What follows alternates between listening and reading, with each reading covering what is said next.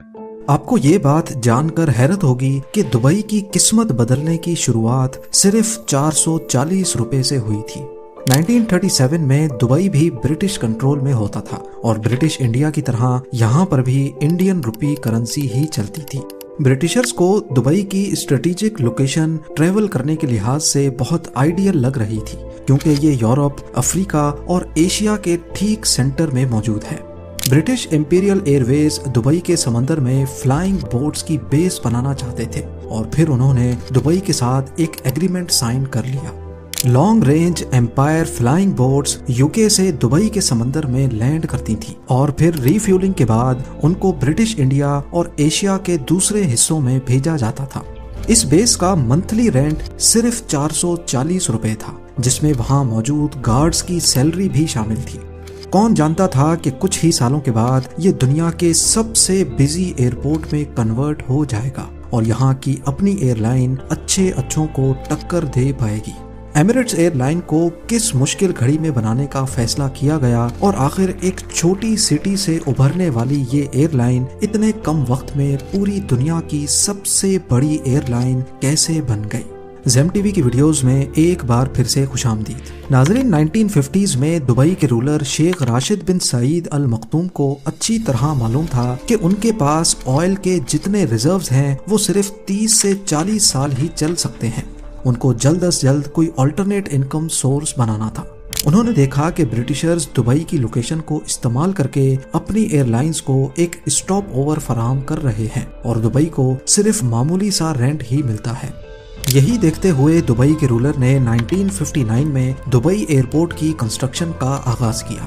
1960 میں Dubai airport پہلی بار launch کیا گیا تو اس میں صرف ایک ایپرن، ایک چھوٹے کمرے جیسا ٹرمینل اور ایک رن وے ہوتا تھا، وہ بھی پکا نہیں بلکہ ریت کو کمپریس کر کے بنایا گیا تھا۔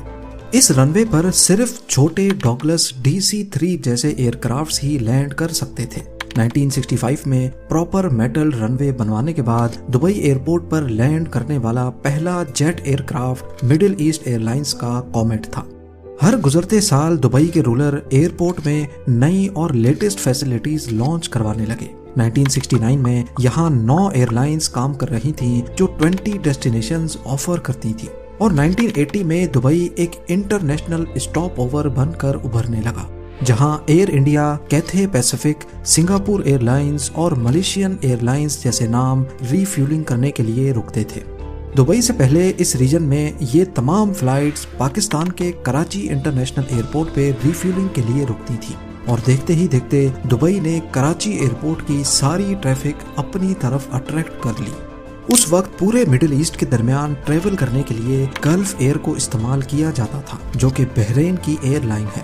پورے مڈل ایسٹ کو اگر اچھی انٹرنیشنل فلائٹس لینی ہوتی تھیں تو وہ پہلے گلف ایئر کے ذریعے دبئی آتے تھے اور پھر وہاں سے اپنے انٹرنیشنل سفر کا آغاز کرتے تھے۔ 1980 میں دبئی کے شیخ محمد بن راشد ال مختوم، جو اس وقت دبئی کے ڈیفنس منسٹر تھے، ان کو گلف ایئر نے آفر دی کہ وہ صرف یہ اناؤنس کر دیں کہ گلف ایئر دبئی کی آفیشیل ایئر لائن ہے۔ اس سے گلف ایئر کو انٹرنیشنل فلائٹس بھی ملنا شروع ہو جائیں گی اور اس سے دبئی کو بھی کافی فائدہ ہوگا اور بدلے میں دبئی کو گلف ایئر کے 50% اسٹیکس بھی مل جائیں گے۔ پر شیخ محمد نے اس ڈیل سے انکار کر دیا۔ گلف ایئر نے سوچا کہ ہم خواہ مخواہ پورے مڈل ایسٹ سے پیسنجرز لا کر دبئی کو دیتے ہیں اور وہ پیسنجرز کسی اور انٹرنیشنل فلائٹ میں چلے جاتے ہیں، جس کے بدلے میں ہمیں کچھ نہیں ملتا۔ لہٰذا گلف ایئر نے شیخ محمد کے منع کرنے کے بعد دبئی جانے والی تمام فلائٹس کو بند کر دیا۔ گلف ایئر کا یہ فیصلہ دبئی کے انٹرنیشنل اسٹاپ اوور کو خاصا نقصان پہنچانے لگا۔ یہی وہ وقت تھا جب شیخ محمد بن راشد نے اپنی خود کی ایئر لائن ایمریٹس لانچ کرنے کا ارادہ کیا۔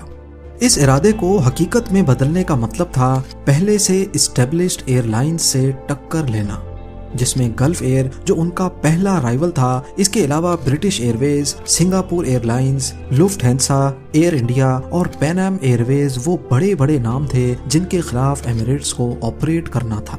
اب یہ کام جتنا سننے میں مشکل لگ رہا ہے، یہ حقیقت میں اس سے بھی کہیں زیادہ مشکل تھا۔ اس وقت ایک بوئنگ 737 کی پرائز $25 ملین تھی اس کے علاوہ پائلٹس، کرو اور انجینئرز بھی ٹرین کرنے تھے، اس میں الگ سے خرچہ لگ رہا تھا۔ یعنی کل ملا کر دبئی کو ایک نئی ایئر لائن پر کم سے کم 6 سے 7 کروڑ ڈالرز خرچ کرنا پڑ رہے تھے، اور اس کے بعد بھی کیا پتا ایئر لائن چلے یا نہیں۔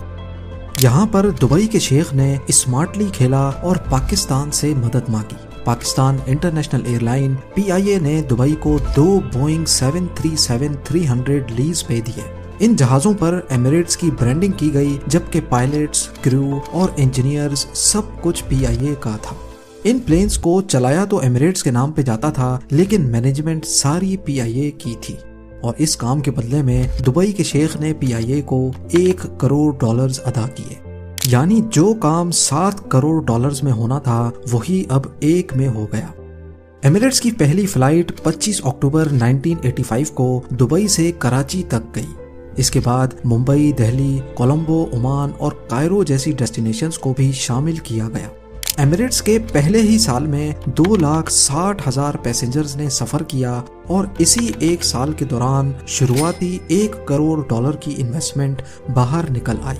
1987 میں جب ایمریٹس نے خود کے ایئر پلینز خرید لیے تو PIA کو ان کے پلینز واپس کر دیے گئے۔ 1990s کی شروعات میں گلف وار کے دوران جہاں باقی تمام ایئر لائنز نے مڈل ایسٹ کے آپریشنز بند کر دیے تھے، وہیں ایمریٹس یہ موقع اپنے ہاتھ سے نہیں گنوانا چاہتی تھی۔ گلف وار کے آخری 10 دنوں میں مڈل ایسٹ یا عرب کنٹریز کے درمیان اگر کوئی ایئر لائن آپریٹ کر رہی تھی تو وہ کوئی اور نہیں بلکہ ایمریٹس ہی تھی۔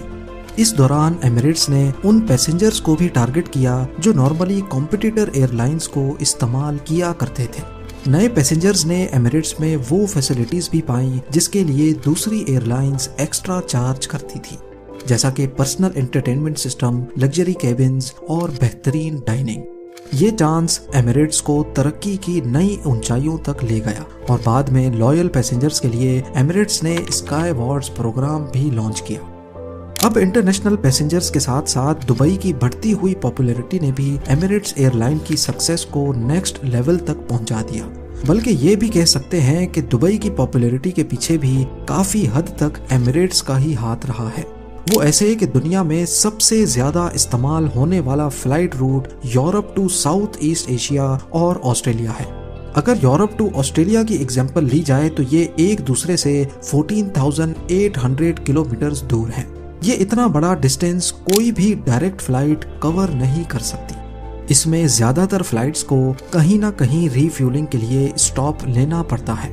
اس روٹ پر سب سے زیادہ فائدہ ایمریٹس ایئر لائنز کو ہوتا ہے، کیونکہ ایمریٹس نے اپنا ہب دبئی انٹرنیشنل ایئرپورٹ کو بنایا ہوا ہے۔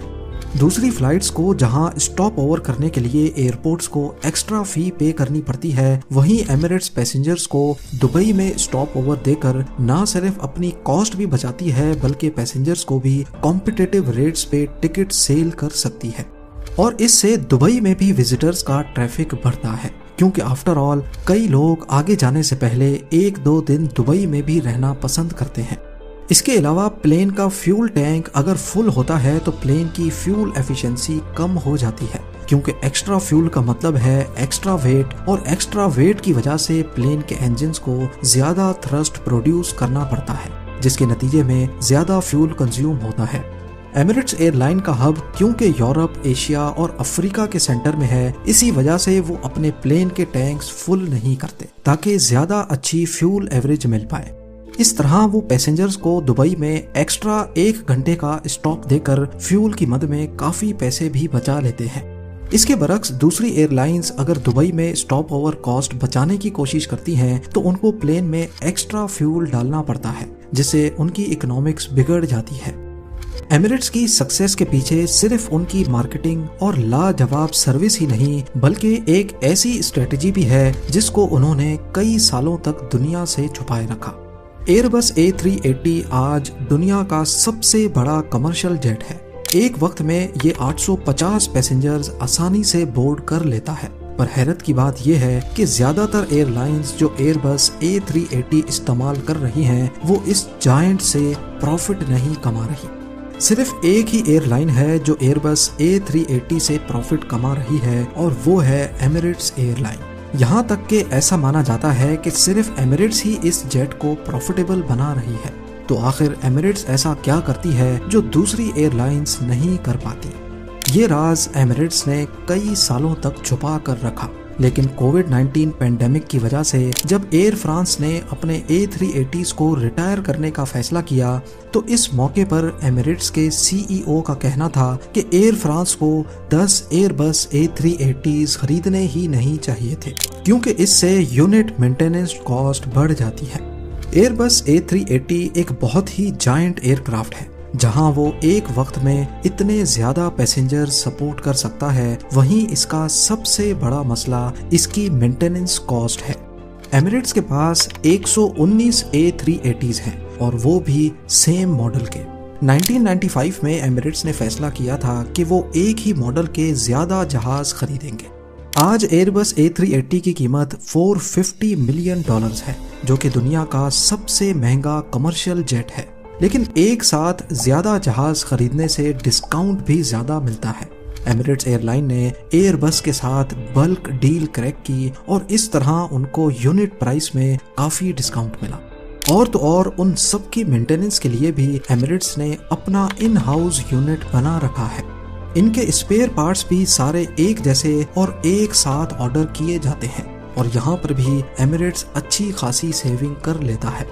اس کے برعکس اگر دوسری ایئر لائنز کو دیکھا جائے تو زیادہ تر کے پاس الگ الگ جیٹ ماڈلز ہیں، اور اسی ڈیفرنس کی وجہ سے وہ مینٹیننس تھرڈ پارٹی آپریٹر سے کرواتے ہیں، جس کا مطلب ہے کہ وہ ایکسٹرا خرچ کرتے ہیں۔